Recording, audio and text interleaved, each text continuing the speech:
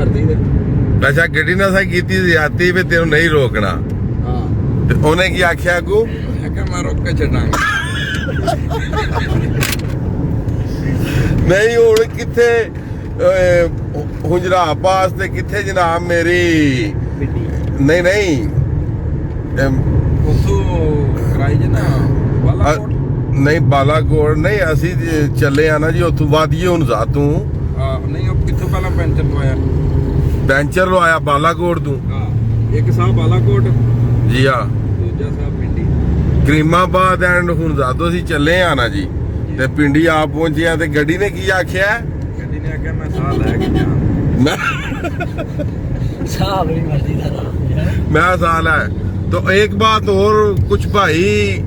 comments करते थे कि भाई आपने ड्रेस चेंज कर लिया तो ये ले भाई आज के व्लॉग में कोई ड्रेस नहीं चेंज किया पूरी एक्टिविटी